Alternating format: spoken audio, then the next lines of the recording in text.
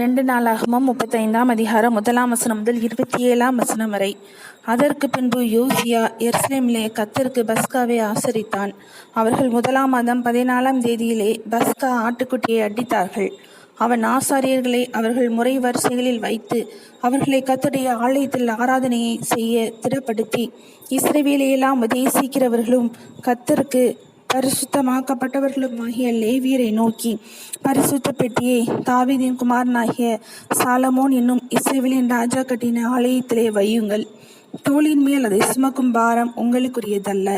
இப்போதும் நீங்கள் உங்கள் தேவனாகிய கர்த்தருக்கும் அவருடைய ஜனமாகிய இஸ்ரவேலுக்கும் ஊழியம் செய்து, இஸ்ரவேலின் ராஜாவாகிய தாவீது எழுதின கட்டளைக்கும் அவன் குமாரனாகிய சாலமோன் எழுதின கட்டளைக்கும் ஒத்தபடியே உங்கள் பிதாக்களின் குடும்பத்தாருக்காக குறிக்கப்பட்ட வரிசையிலே உங்களை ஆயத்தப்படுத்தி, ஜனங்களாகிய உங்கள் சகோதரருக்காக பரிசுத்த ஸ்தலத்திலே பிதாக்களுடைய வம்ச பிரிவுகளின்படியேயும் லேவியருடைய வம்சத்தார் வகுக்கப்பட்டபடியேயும் நின்று பஸ்கா ஆட்டுக்குட்டியை அடித்து உங்களை பரிசுத்தம் பண்ணி, மோசேயை கொண்டு கர்த்தர் சொன்னபடியே உங்கள் சகோதரர் செய்யும்படி அவர்களுக்கு அவைகளை ஆயத்தப்படுத்துங்கள் என்றான்.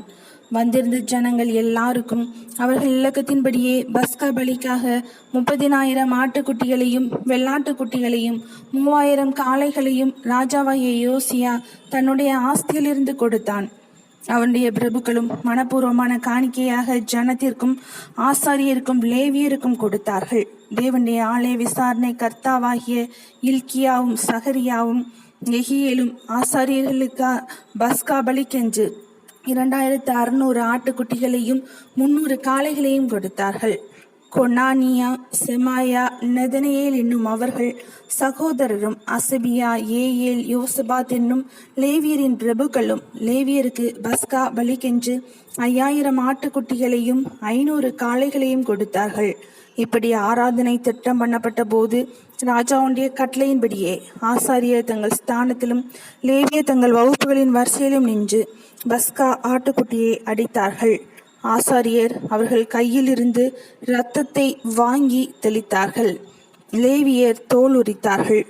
மோசேயின் புஸ்தகத்தில் எழுதியிருக்கிறபடி ஜனங்கள் கர்த்தருக்கு பலி செலுத்தும்படி அவர்கள் தகன பலி மிருகங்களை பிதாக்களுடைய வம்ச பிரிவுகளின்படியே இவர்களுக்கு கொடுக்கத்தக்கதாய் அவைகளை பிரித்து வைத்தார்கள்.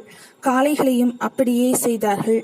அவர்கள் பஸ்கா ஆட்டுக்குட்டியை நியாய முறைமையின்படியே அக்கினியில் பொரித்து பரிசுத்தமாக்கப்பட்ட மற்றவைகளை பானைகளிலும் கொப்பரைகளிலும் சட்டிகளிலும் சமைத்து ஜனங்களுக்கெல்லாம் தீவிரமாய் பங்கிட்டு கொடுத்தார்கள். பின்பு தங்களுக்காகவும் ஆசாரியருக்காகவும் ஆயத்தப்படுத்தினார்கள்.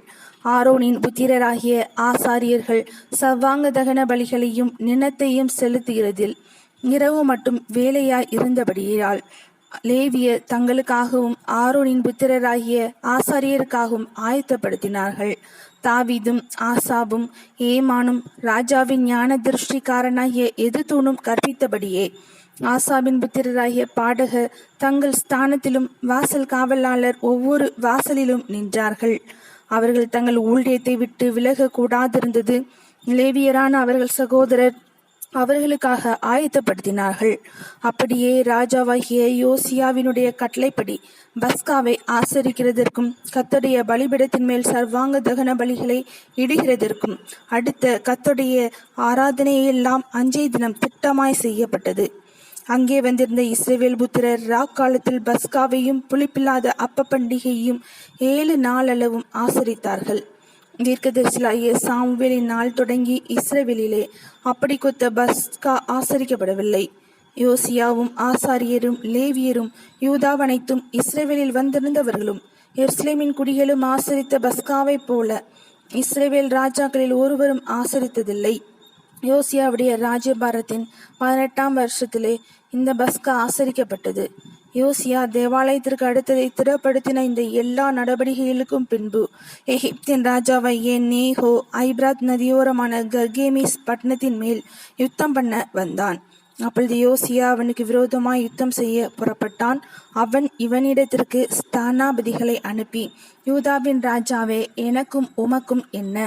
நான் இப்போது உமக்கு விரோதமாய் அல்ல, என்னோட யுத்தம் பண்ணுகிற ஒருவனுக்கு விரோதமாய் போகிறேன். நான் தீவிரிக்க வேண்டும் என்று தேவன் சொன்னார். தேவன் என்னோடு இருக்கிறார், அவர் உம்மை அழிக்காதபடிக்கு அவருக்கு எதிரடை செய்வதை விட்டுவிடும் என்று சொன்னான்.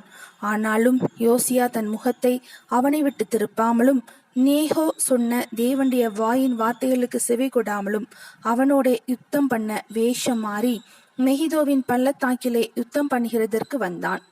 வில்வீரர் யோசியா ராஜாவின் மேல் அம்பெய்தார்கள். அப்பொழுது ராஜா தன் ஊழியக்காரரை நோக்கி, என்னை அப்புறம் கொண்டு போங்கள், எனக்கு கொடிய காயம்பட்டது என்றான். அப்பொழுது அவனுடைய ஊழியக்காரர் அந்த ரதத்தின் மேல் இருந்த அவனை இறக்கி அவனுக்கு இருந்த இரண்டாவது ரதத்தின் மேல் ஏற்றி அவனை எருசலேமுக்கு கொண்டு வந்தார்கள். அவன் மரணமடைந்து தன் பிதாக்களின் கல்லறையில் அடக்கம் பண்ணப்பட்டான்.